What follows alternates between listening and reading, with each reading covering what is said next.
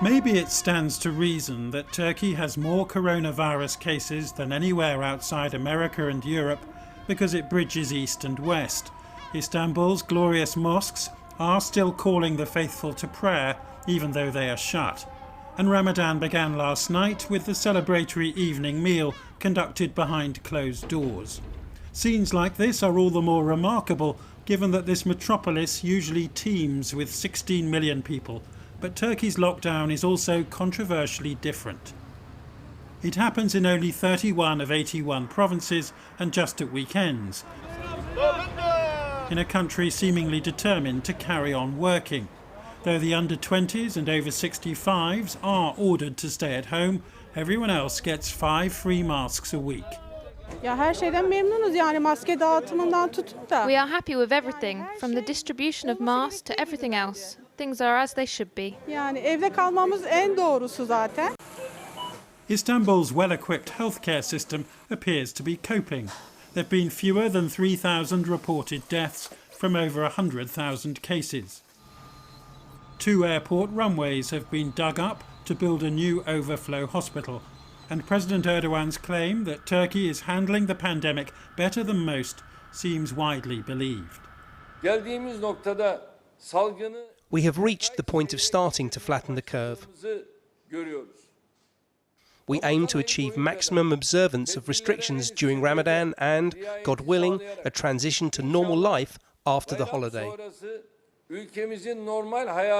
Although an impressive 40,000 tests are being carried out daily, doctors in Turkey's medical association say all is not as it seems, that 25 health workers have died, that Turkey had virus cases some 3 weeks before it first admitted it, and that many cases are going unreported. When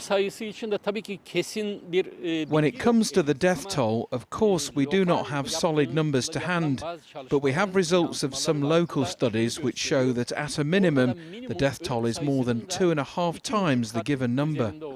Tens of thousands of prisoners have been released from jail for their own safety, but that doesn't include political prisoners who are regarded as terrorists.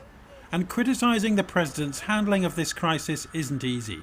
Nearly 4,000 social media accounts have been investigated, with hundreds detained, including this truck driver for criticising official advice to stay at home.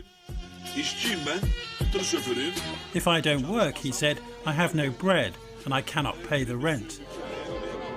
Turks were given just 2 hours' notice of the first weekend lockdown, which prompted panic buying without much social distancing. And even Istanbul's mayor says he wasn't told it was happening in advance. In fact, while Erdogan's party has shown itself looking after the poor, it was the opposition mayors of Istanbul and Ankara who forced him to provide free masks, and they are now under criminal investigation for organising fundraising campaigns of their own. Erdogan has run Turkey for 17 years, and his popularity was already on the wane. The owner of this mobile phone business told us he doesn't qualify for state handouts and so simply can't afford to follow official advice and shut up shop.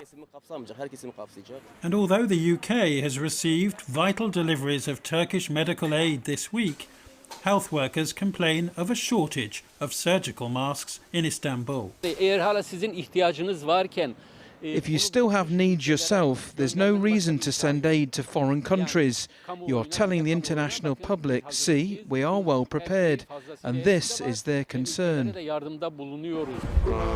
Istanbul is now in lockdown for the weekend, but come Monday, these commuters will be back at work, in what is a uniquely Turkish response to this pandemic, one tilted in favour of a struggling economy, and a president determined to stay in office as well.